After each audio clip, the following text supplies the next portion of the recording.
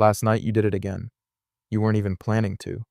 You were just sitting there, phone in hand, bad day behind you, and before you even realized what was happening, it was over. And now it's the next morning and you're doing that thing where you avoid looking at yourself too long in the mirror. You've prayed about this, you've promised God, you've been clean for stretches and thought you were past it, but you weren't. And the worst part isn't the sin, it's that little voice saying, see, nothing ever changes. But what if I told you that voice is wrong?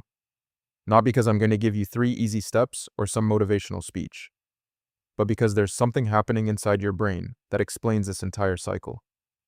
And once you see it, you can't unsee it. Let me show you what I mean. This is James. James gave his life to Christ 6 months ago, right after a breakup that wrecked him. And those first few weeks were electric. He felt alive. Bible every morning, prayer before bed, church every Sunday. People at his small group even told him, man, your faith is inspiring. He thought, this is the new me, but the loneliness from that breakup never actually left. It just got quiet for a while. Now, 6 months in, it's back. Every night, same thing. He gets home, eats alone, sits on his couch, starts scrolling. And somewhere around 10 p.m., when the apartment goes dead silent and the loneliness gets loud, his brain offers him the same old escape it's been offering for years. And he takes it, not because he wants to, not because he doesn't love God, but because his brain has been running this program since long before he became a Christian, and it doesn't care about his theology. This is the thing that changed everything for me. We treat repeated sin like it's a choice we keep making. And yeah, there is a choice involved, but that's not the full picture. Repeated sin is a trained response. Think about it this way. When you were a kid and touched a hot stove, your brain learned instantly. Don't do that again. One experience, lesson learned. But your brain also works in reverse. When you feel pain, stress, loneliness, boredom, and you do something that gives you even a second of relief, your brain files that away too. It goes, oh, that worked. And the next time that same pain shows up, your brain doesn't ask for your permission. It just runs the program. Pain arrives, brain offers the escape, you take it. Over and over until it's automatic. You've basically built a 6-lane highway in your mind. That's not weakness, that's conditioning.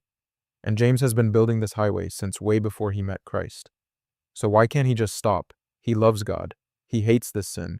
He's got all the motivation in the world. Because willpower was never designed to be the thing that saves you. Willpower is like a phone battery. You wake up with a full charge, and every decision you make throughout the day drains it a little. By the time James is on that couch at 10 p.m., his battery is dead. And that's not a flaw. God never gave you willpower and said, good luck, figure it out. Willpower was always meant to be a supplement to Christ, not a substitute for him. But here's the part that gives me hope. If your brain can be trained into a cycle, it can be trained out of one. The problem is, most advice just tells you to stop. Stop watching, stop clicking, stop going there. But your brain doesn't let you just delete a pattern. It needs a replacement. If loneliness is the trigger and sin is the response, you can't rip out the response and leave the trigger sitting there. You need somewhere else to run. Psalm 34:18 says the Lord is close to the brokenhearted and saves those who are crushed in spirit. That's not a verse about some future salvation moment. That's about Tuesday night at 10 p.m. when James is alone, and the loneliness is screaming. God is saying, I'm right here, run to me. So here's what James did. He identified his trigger moment. Couch, phone, after 10 p.m., alone. That's the moment.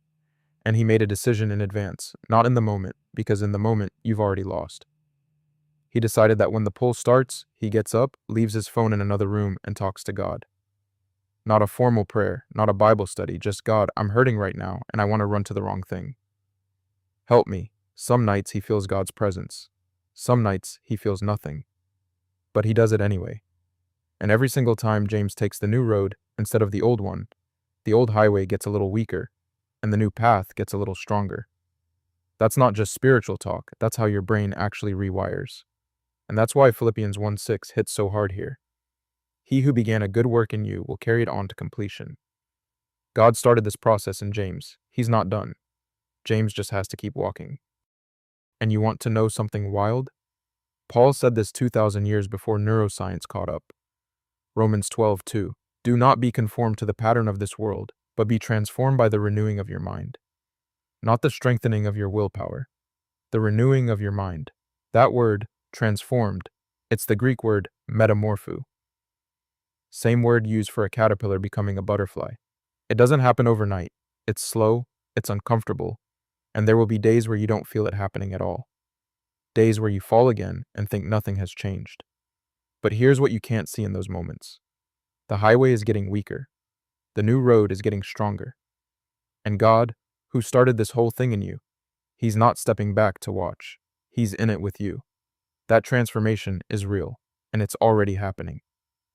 James still feels the pull. The loneliness still shows up. But he's not the same person he was 3 months ago. Not because he got stronger, but because he stopped trying to be strong enough and started letting God meet him in the exact place where he's weakest. And that's what I want to leave you with. Freedom from sin doesn't look like never being tempted again. It looks like having somewhere real to go when you are. You might have fallen today. Every part of you might be saying it's never going to change. But your brain can be retrained. Your mind can be renewed. And the God who is close to the brokenhearted, He's not waiting for you to clean yourself up before He shows up. He's already there. On the couch, at 10 p.m., sitting right next to you.